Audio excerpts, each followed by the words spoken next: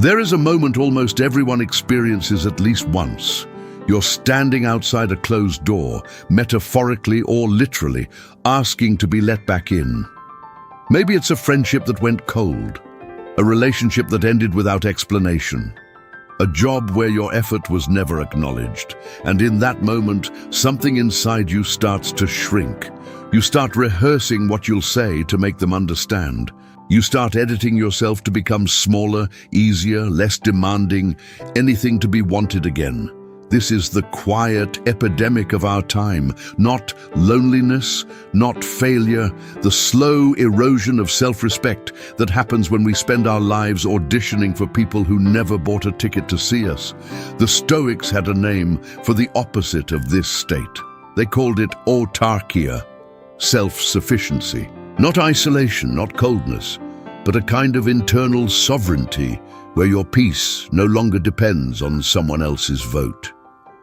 Marcus Aurelius ruled the most powerful empire on earth, and yet he wrote to himself privately, "Remind us not to crave the approval of people whose judgment he didn't even respect." If the most powerful man alive needed to remind himself of this daily, what makes you think you're supposed to have it figured out by default?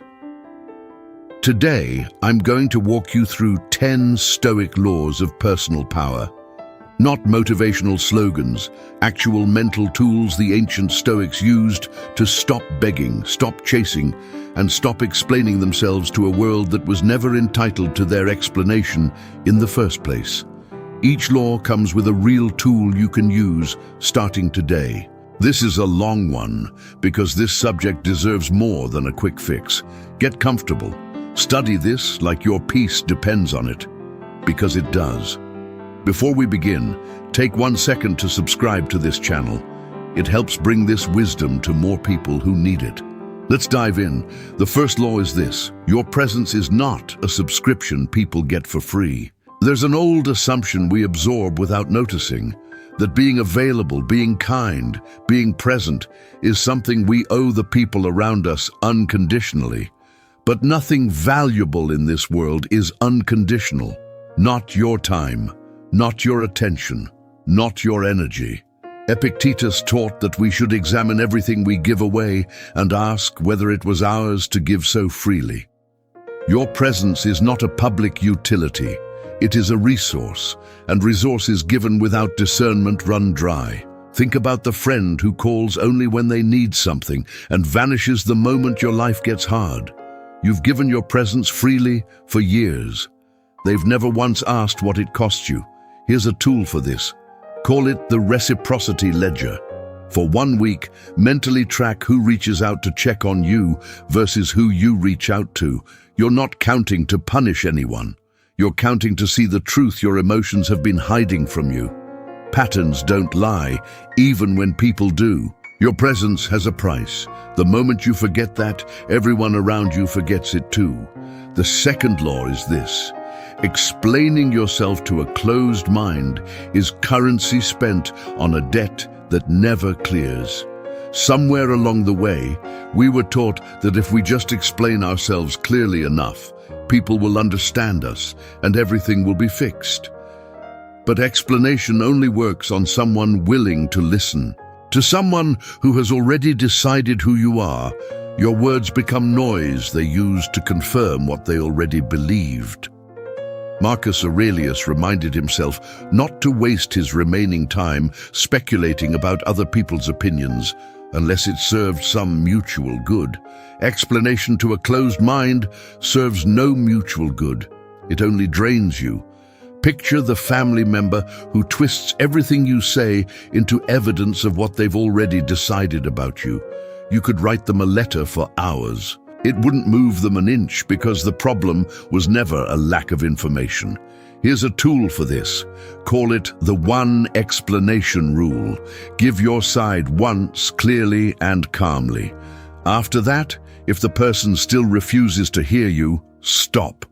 Repeating yourself to someone who isn't listening isn't persistence.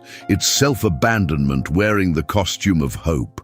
You don't owe anyone a translation of your character. Your life is the only explanation you'll ever need to give. The third law is this: Chasing collapses the very respect you're chasing to get. There's a strange law of human psychology the Stoics understood intuitively, long before modern research confirmed it. The moment you chase someone's approval too visibly, you signal that your own opinion of yourself is unstable, and people, consciously or not, calibrate their treatment of you to match your own self-assessment. Seneca warned against making our happiness depend on things outside our control, because that dependence broadcasts itself. It's visible in the extra texts, the anxious follow-ups, the over-explaining. Think of the person who texts 3 times in a row after being left on read. Compare them to the person who sends one message and continues living their life regardless of the reply. Which one commands more respect? The paradox is that stillness is magnetic and pursuit is repellent. Here's a tool for this. Call it the single send rule. Say what you need to say once, then physically put the phone down and return to something that has nothing to do with the outcome. This isn't a manipulation tactic to win them back. It's a discipline that protects your dignity regardless of what they do next. Chasing tells the world you don't believe you're worth waiting for. Stillness tells the world the opposite, without saying a word. The 4th law is this. No is a complete sentence, not the opening line of a negotiation. Most of us were raised to treat no as rude unless it comes wrapped in 3 apologies and a detailed justification. But watch how confident people use the word. It stands alone, no hedging, no over-explaining, no pleading for the other person's understanding. Epictetus taught that our will, our choices, are the one thing entirely within our power, and that guarding this power is the foundation of a free life. Every unnecessary justification you attach to a no is a small transfer of that power to someone else's approval. Consider the co-worker who always agrees to extra, unpaid work because saying no feels unbearable. Over time, they're not seen as generous. They're seen as available by default, which is a very different kind of respect, the kind that isn't respect at all. Here's a tool for this. Call it the naked no. Practice saying, "No, that doesn't work for me," and stopping there. Resist the urge to fill the silence that follows. The discomfort you feel in that pause is not a sign you did something wrong. It's just your nervous system relearning a boundary it forgot it was allowed to have. The people who respect you will accept your no without demanding a defense. The people who don't were never respecting you to begin with. The 5th law is this: boundaries are not walls, they are the property line of your peace. People often resist setting boundaries because they imagine boundaries as cold, punishing structures. But a boundary isn't a wall built to keep people out. It's simply the line that marks where your responsibility ends and someone else's begins. Marcus Aurelius separated the world into what belongs to us, our judgments, our choices, our actions, and what doesn't, other people's opinions, moods, and decisions. A boundary is just the practical application of that separation. Think of the parent who takes full responsibility for an adult child's poor choices, absorbing the consequences meant to be a teacher for that child. The line was never drawn, so the lesson never lands, and the exhaustion never ends. Here's a tool for this. Call it the ownership question. Before you intervene, rescue, or absorb someone else's problem, ask, whose responsibility is this really? If it's theirs, your job isn't to carry it. It's to trust them enough to let them carry it themselves. A boundary doesn't say, "I don't love you." It says, "I love myself enough to stop pretending your problem is mine to solve." If you've made it this far, notice something. You haven't skipped ahead. You haven't looked away. That tells me something about you. You're not here for entertainment. You're here for change. So let's keep going, because the next 5 laws go even deeper than the first 5, into the parts of this pattern most people never examine. The 6th law is this: approval addiction is slavery with better lighting. We don't usually think of the need for approval as an addiction because it doesn't look like one. There's no substance, no obvious harm. But watch closely. and you'll see the same mechanics, a craving, a temporary relief when it's satisfied, and a growing emptiness when it isn't. Epictetus lived as a former slave and spent his philosophy teaching that true slavery isn't chains. It's needing something outside yourself to feel whole. A person addicted to approval is never fully free, no matter how comfortable their life looks from the outside. Think about how a single critical comment online can ruin someone's entire day, while 100 kind ones barely register. That imbalance isn't random. It's the fingerprint of approval addiction, where the absence of validation hurts far more than its presence helps. Here's a tool for this. Call it the internal scorecard. At the end of each day, instead of asking, "Did people approve of me today?" ask, "Did I act according to my own values today?" Write one honest sentence answering that question. Over weeks, this rebuilds the internal reference point that approval addiction slowly erodes. The day your self-worth stops checking in with everyone else's opinion is the day you actually own your own life. The seventh law is this: the strongest response to disrespect is often no response at all. Our instinct when disrespected is to respond immediately, matching the energy we received. But the Stoics practice something almost unnatural by modern standards: the deliberate choice not to react, not out of weakness, but out of strategic strength. Marcus Aurelius wrote that the best revenge is to not become like the one who wronged you. Reacting instantly to disrespect often means absorbing the very energy you're trying to reject. Picture an argument where one person raises their voice, expecting a matching reaction, and instead meets calm, unshaken silence. That silence isn't submission. It's often more unsettling to the aggressor than any comeback could be, because it denies them the reaction they were fishing for. Here's a tool for this. Call it the pause and choose method. When disrespected, physically pause. Take one breath before deciding whether a response is even necessary. Ask, does this deserve my energy, or does it deserve my silence? Not every insult is worth the currency of your attention. People will test you to see what they can get away with. Every time you refuse to perform outrage on command, you teach them the test failed.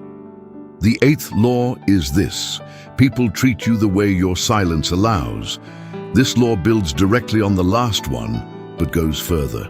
Over time, the way people treat you isn't random. It's calibrated by what your past silence has permitted. Every time you swallow disrespect without addressing it, you're not keeping the peace. You're setting a new, lower baseline for what's acceptable. Seneca observed that character is revealed under pressure, and that includes the character of relationships. If a pattern of disrespect goes unaddressed long enough, it stops being an incident and becomes an unspoken rule. Consider the employee who lets a manager repeatedly dismiss their ideas without pushback. Eventually, the manager isn't being cruel on purpose. They've simply learned through the employee's own silence that this is allowed. Here's a tool for this. Call it the pattern interrupt. The next time a disrespectful pattern repeats itself, calmly name it out loud, once. Say, this is the third time this has happened, and I need it to stop. You're not being dramatic. You're recalibrating the baseline that your previous silence accidentally set. Silence can be strength when it's chosen. But silence out of fear is simply training people how far they're allowed to go. The ninth law is this: never negotiate your worth with someone who has already decided not to see it. There's a specific kind of exhaustion that comes from trying to prove your value to someone whose mind was made up before you even opened your mouth. No amount of accomplishment, kindness, or effort changes the outcome, because the problem was never the evidence. It was the verdict, decided in advance. Marcus Aurelius reminded himself that other people's approval was never his to control, only his own conduct was. Trying to negotiate your worth with someone committed to undervaluing you is trying to control the one thing that was never yours to control. Think of the parent who never acknowledges an adult child's success, no matter how significant. The child keeps striving for the one approval that seems permanently out of reach, when the actual problem has nothing to do with the child's achievements. Here's a tool for this. Call it the verdict test. Ask yourself honestly, is there any amount of evidence that would change this person's mind about me? If the honest answer is no, stop presenting evidence. Redirect that energy toward people whose minds are actually open. You cannot argue someone into valuing you. You can only stop paying rent in a mind that already evicted you. The 10th and final law is this: freedom begins the day you stop auditioning for people's approval. This is less a technique and more a way of living the previous 9 laws. Most of us spend our lives, without realizing it, performing an unending audition for parents, partners, bosses, strangers online, hoping that if we just perform well enough, we'll finally be cast in the role of enough. Epictetus taught that the goal of philosophy wasn't intellectual. It was practical freedom, living according to your own judgment instead of the shifting opinions of a crowd that will never fully agree on anything anyway. Picture the moment an actor stops caring whether the audience claps and simply performs because the performance itself has value. That shift, from performing for approval to acting from alignment, is the entire difference between a life spent begging and a life spent standing. Here's a tool for this. Call it the final question. Before any major decision, ask yourself, am I doing this because it aligns with who I want to be, or because I'm hoping someone will finally approve of me? The answer won't always be comfortable, but it will always be honest, and honesty is the beginning of freedom. The audition ends the day you realize you were never actually required to attend. Let's bring all 10 laws together. Your presence has value, so stop giving it away for free. Explanation only works on open minds, so stop wasting it on closed ones. Chasing collapses respect, while stillness commands it. No is complete on its own. Boundaries protect your peace, not punish others. Approval addiction is a quiet kind of slavery. Silence, chosen deliberately, is often the strongest response. People calibrate their behavior based on what your silence has allowed. You cannot negotiate your worth with someone who's already decided against you.